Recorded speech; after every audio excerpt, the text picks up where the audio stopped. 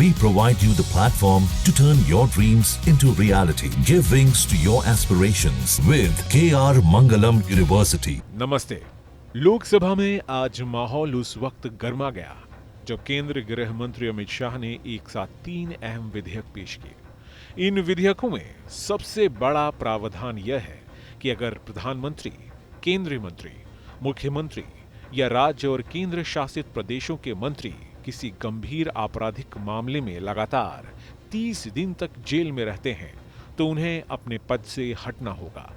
सरकार का दावा है कि यह कदम राजनीति में शुचिता और नैतिकता सुनिश्चित करने के लिए उठाया गया है, लेकिन विपक्ष ने इस बिल को लेकर जोरदार हंगामा किया। महोदय, मैं प्रस्ताव करता हूं कि भारत के संविधान का संशोधन करने वाले विधेयक को पुनर्स्थापित करने की अनुमति दी जाए।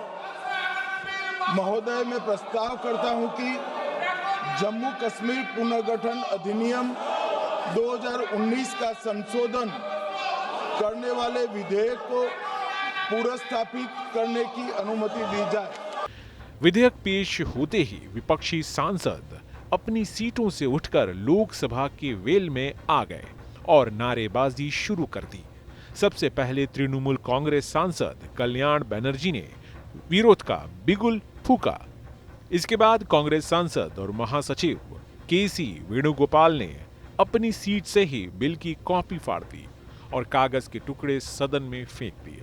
देखते ही देखते कांग्रेस के तमाम सांसद वेल में आ गए और हंगामा तेज हो गया। हंगामे की लहर यही नहीं थमी। समाजवादी पार्टी के धर्मेंद्र यादव ने भी अपनी सीट से ही बिल की कॉपी फाड़ दी और पार्टी के अन्य सांसद भी वेल में कूद पड़े। विपक्षी सांसदों ने तानाशाही नहीं चलेगी और लोकतंत्र बचाओ जैसे नारे लगाए। इसी बीच कुछ सांसदों ने गुस्से में गृह मंत्री की तरफ कागज उछाले और उनका माइक मोड़ने की कोशिश की।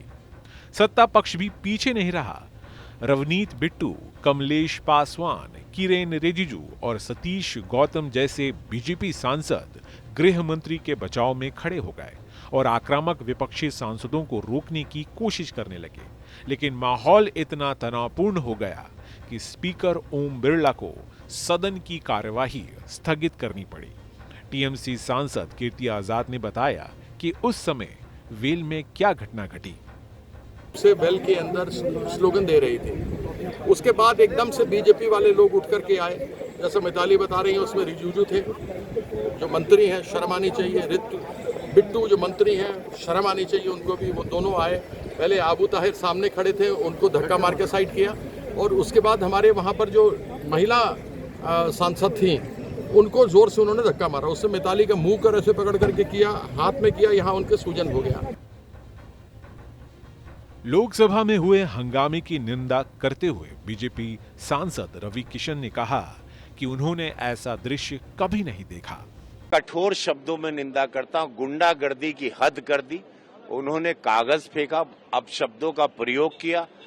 मतलब आपको लगेगा कि सड़क छाप सारे लोग आ चुके। टीएमसी के नेता को कहना है कि उनके साथ धक्का मुक्की की गई है। नहीं, आप देखिएगा विजुअली पूरा गृह मंत्री के एकदम चेहरे पर आ गए। पूरा कागज फाड़ के फेंका गया। मैंने ऐसा दृश्य कभी नहीं देखा। मैं बहुत ही निंदनीय है, कठोर शब्दों में मैं इसकी निंदा करता हूं। बिल पेश करते हुए अमित शाह ने विपक्ष पर तीखा हमला किया। उन्होंने कांग्रेस सांसद केसी वेणुगोपाल की ओर इशारा करते हुए कहा कि जब वे खुद झूठे मामले में जेल गए थे तो उन्होंने नैतिकता के आधार पर इस्तीफा दिया था और तब तक कोई संवैधानिक पद संभाला भी नहीं था जब तक अदालत ने निर्दोष साबित नहीं किया। शाह ने कहा, हम इतने बेशर्म नहीं हैं कि आरोप लगने के बावजूद कुर्सी पर चिपके रहें। विपक्ष हमें नैतिकता का पाठ न पढ़ाए। मुझ पर झूठे आरोप लगाए तब अरेस्ट होने के पहले मैंने नैतिकता के मूल्यों का हवाला देकर इस्तीफा भी दिया और जब तक मैं कोर्ट से निर्देश नहीं हुआ कोई संविधान को मैंने स्वीकार नहीं किया। क्या सिखाते हैं नैतिकता में? मैं तो इस्तीफा देकर गया था और मैं तो चाहता हूं कि ये नैतिकता के मूल्य बढ़े। हम ऐसे निर्लज्ज नहीं हो सकते कि हम पर आरोप लगे और हम संवैधानिक पद पर रहें। अरेस्ट के पहले मैंने इस्तीफा दिया। गृह मंत्री ने आगे कहा कि राजनीति में शुचिता और नैतिकता जरूरी है और इसी सोच के साथ सरकार ये बिल लाई है। शाह ने प्रस्ताव रखा कि इस बिल को 21 सदस्यों वाले संयुक्त संसदीय समिति यानी जेपीसी के पास भेजा जाए। ध्वनि मत से यह प्रस्ताव पास हो गया। हालांकि विपक्ष ने वेल में खड़े होकर इसका पुरजोर विरोध किया।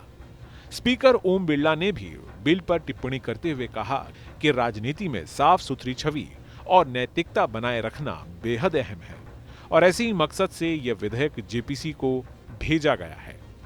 अब समिति में इस पर विस्तार से चर्चा होगी और सुझाव सामने आएंगे। Team news nation. जहां भक्ति है हर शब्द में, कथाओं में छुपे हैं दिव्य रहस्य और ज्योतिष देता है जीवन को दिशा। धर्म से जुड़ी हर बातों को जानने के लिए हमारे चैनल स्तुति को सब्सक्राइब करें। चैनल पर जाने के लिए इस लिंक पर क्लिक करें।